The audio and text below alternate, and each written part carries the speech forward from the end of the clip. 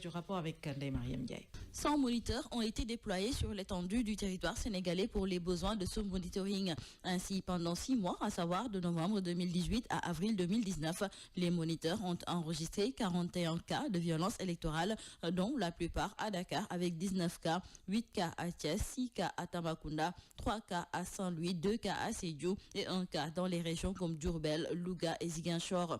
Dans le rapport, il est fait état que ces violences surviennent en général lors des affrontements de groupes de personnes, mais aussi les agressions physiques. Et ces types de violences se sont produites lors des manifestations publiques pendant la campagne électorale. Concernant les auteurs, les rapports d'incidents de violence reçus par l'Institut panafricain montrent que ce sont les militants de partis politiques qui sont essentiellement les auteurs, avec presque 85% des cas. Tout comme les auteurs, les victimes d'incidents de violence électorale sont les militants de partis politiques, avec 63% des cas. En termes de conséquences, le rapport signale les pertes en vies humaines enregistrées à Tambacounda lors d'affrontements entre des militants du candidat du PUR, El Hadj Issa Sall, et militants de la coalition Benno Bokk Yakaar, avec 2 pertes en vies humaines. L'analyse des rapports de monitoring fait aussi état de 30 personnes blessées, des cas d'arrestation, de perturbation des activités économiques et du transport. Et les régions comme Dakar, Thiès et Diourbel ont connu un climat de la tension électorale relativement haute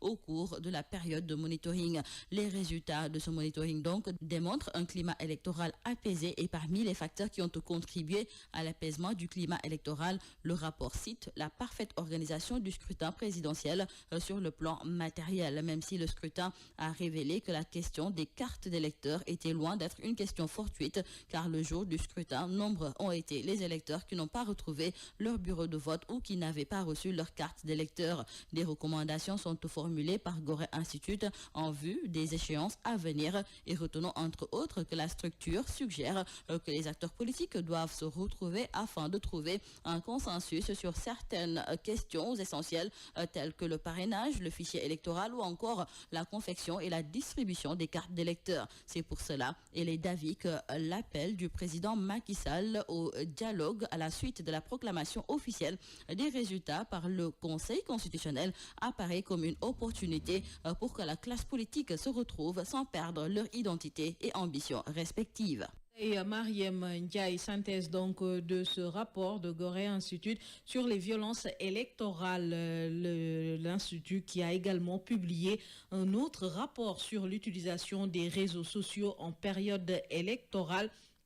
Une étude scientifique qui a scientifiquement mesuré la portée des réseaux sociaux sur le processus électoral sénégalais, avec des partenaires, notamment le réseau des blogueurs du Sénégal, formé par l'Institut sur les techniques de recueil, d'analyse et de production de données. Le Centre pour la démocratie, le développement et la culture en Afrique a produit un rapport sur l'utilisation des réseaux sociaux en période électorale sur la base d'un travail de monitoring qui a débuté au mois de novembre 2018 et qui s'est poursuivi jusqu'après le scrutin présidentiel. Le rapport est disponible.